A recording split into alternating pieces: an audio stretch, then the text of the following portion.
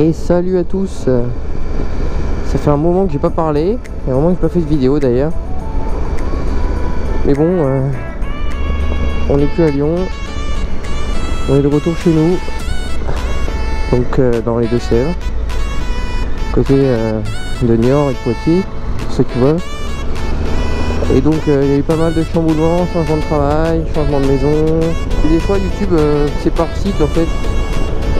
Mais bon, j'avais eu plusieurs partenaires qui m'avaient envoyé du matériel, on va dire, pour la moto et en général des accessoires pour faciliter la vie de tous les jours. Il y avait par exemple Quadlock. Quadlock m'avait envoyé le support qu'on peut voir là, le support Quadlock Case. Donc celui-ci, ça fait un petit moment que je l'utilise, donc je l'ai eu au mois de mai.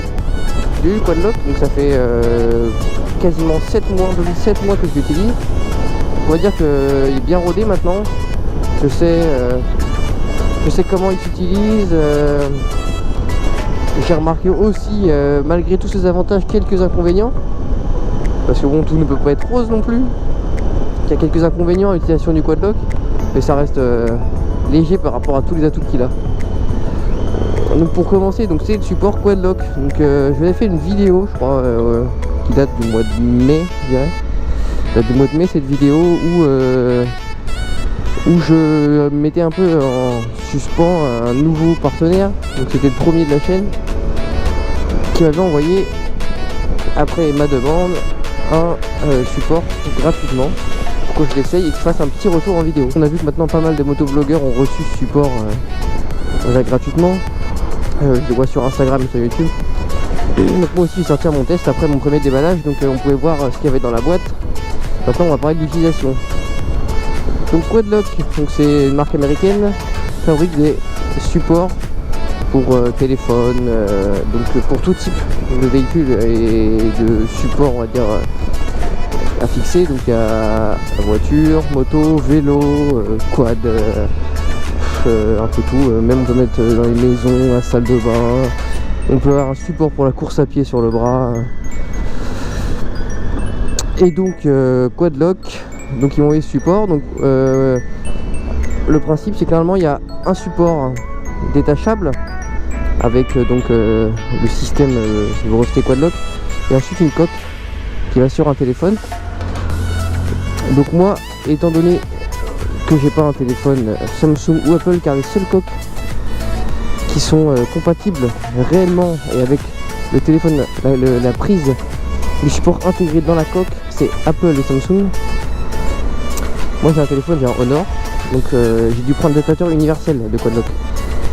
Et donc c'est ça qui est bien aussi, parce que beaucoup de personnes qui l'ont testé possèdent un téléphone type Samsung ou Apple qui fait qu'ils n'utilisent pas le support universel, enfin l'adaptateur universel de Quadlock.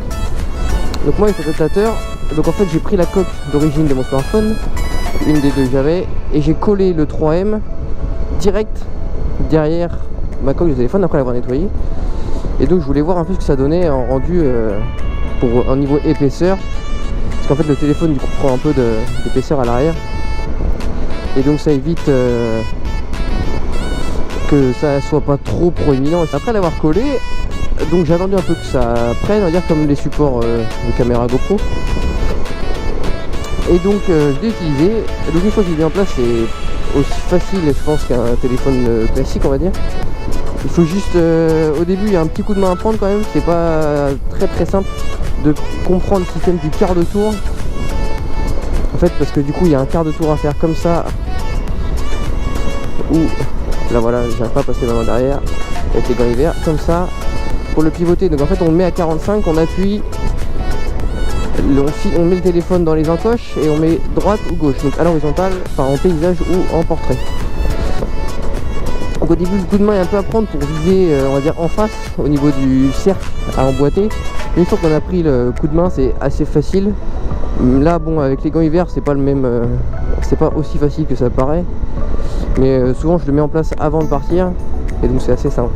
Donc après là sur cette moto là, donc le support il est bien le téléphone il est bien protégé derrière la bulle, donc il n'y a pas de problème au niveau du vent et tout. Mais sur ma précédente moto, donc j'avais le Speed Triple, il était vraiment exposé on va dire face à la route.